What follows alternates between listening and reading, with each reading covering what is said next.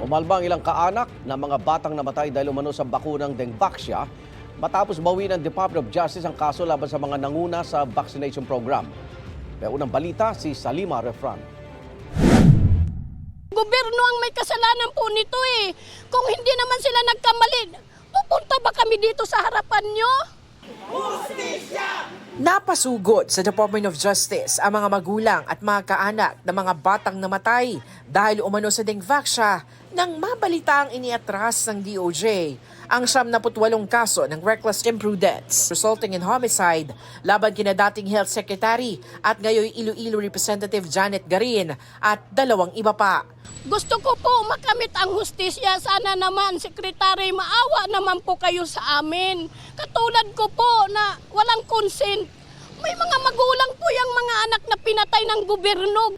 Kinasuhan noon si Garin at ang mga doktor na sina Gerardo Bayugo at Maria Joyce Ducusin ang mga nanguna sa vaccination program ng gobyerno para sa kontrobersyal na bakunang Dengvaxia kontra dengue. Ito ang sinisisi sa pagkamatay ng ilan sa mga batang nabakunahan.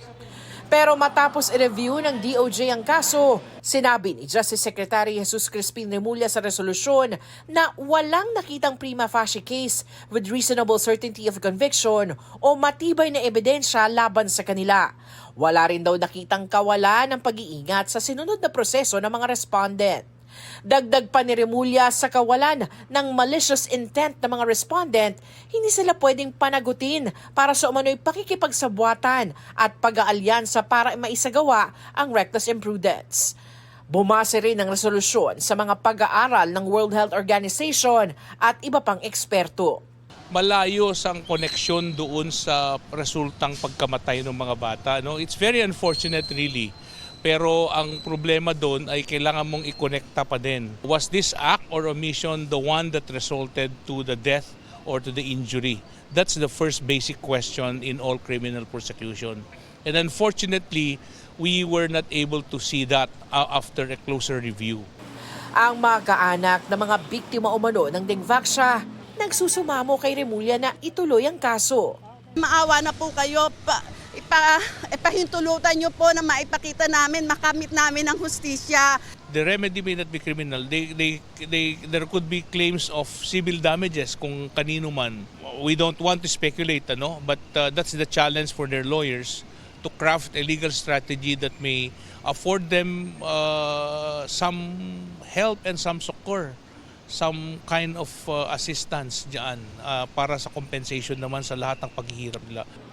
Si Garin, pinagpapasalamat ang desisyon ng DOJ. We really laud DOJ for coming up with the facts. Paglilinaw ng DOJ, sina Garin, Bayugo at Ducusin na naghain ng petition for review ang sakop ng resolusyon.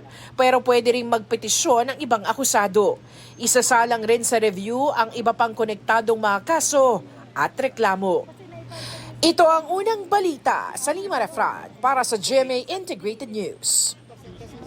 Igan, mauna ka sa mga balita, mag-subscribe na sa GMA Integrated News sa YouTube para sa iba't ibang ulat sa ating bansa.